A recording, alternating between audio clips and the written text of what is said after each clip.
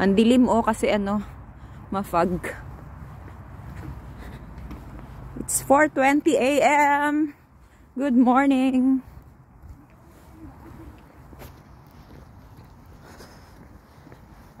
Nag-blower ako ng buhok kasi malamig.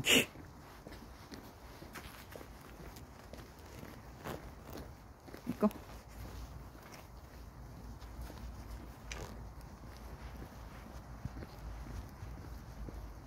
Yung kamay ko naninigas agad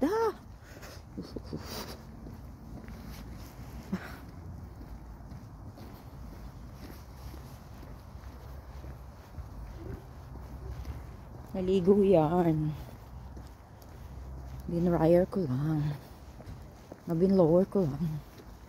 Kasi malamig. Yun. Tingin. Ang dilim mo. Diba? It's so dilim.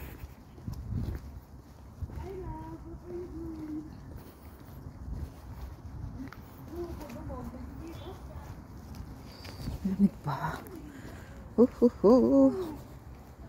Dumidikit sa aking ano yung leggings ko.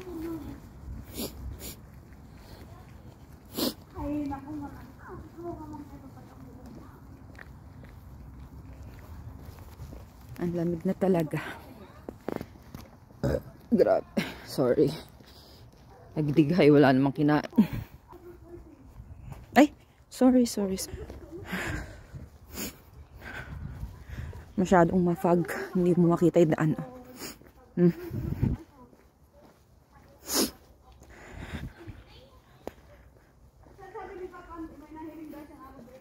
Good morning sa inyong lahat.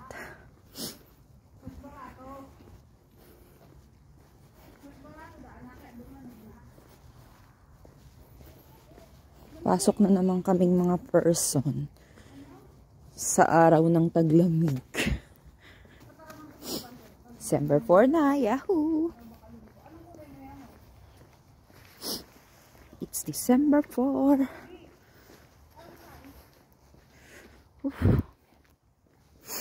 Dilim.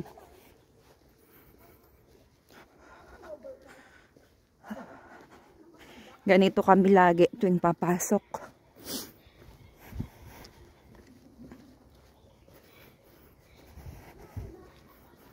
Pasok sa madaling araw. Uwi ng hapon. Sakit pa naman ang puson ko. Grabe.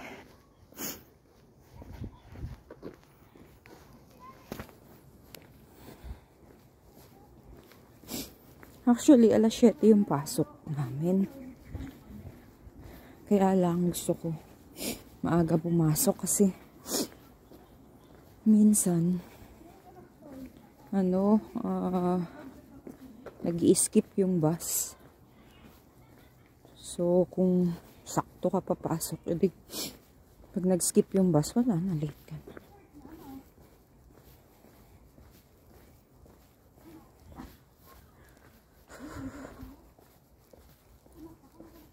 Ganito ang buhay namin dito sa Croatia. Actually, nasira yung heater namin, water heater. Kaya ayun, nagpapakulo kami ng tubig sa kettle. Nako, disaster kasi mainit na tubig pag hinaluan mo nung sa shower. Super duper lamig nung nasa shower. Para kang binabad sa yelo. Para kang binabad sa yelo. Talaga. Kaya hindi ka makakaligo. Kaya kailangan mo talagang magpakulo.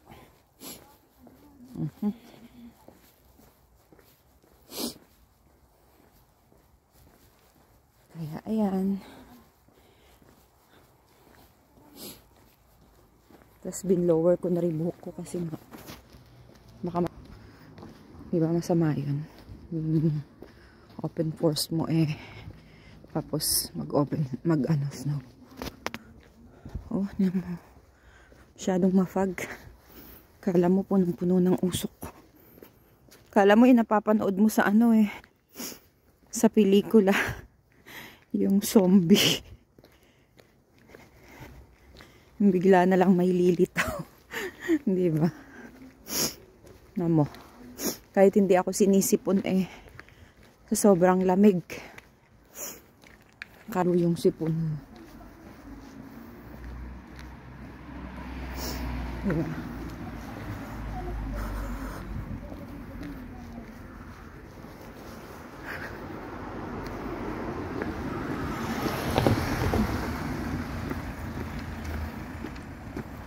Malamig talaga.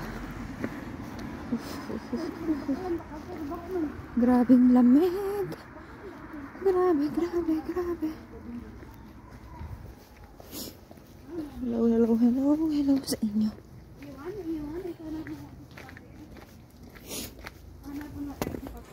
7 to 2 ang pasok ko. 7 AM to 2 PM. So, maghihintay na kami rito ng bus. Bye-bye na. Waiting kami ng bus.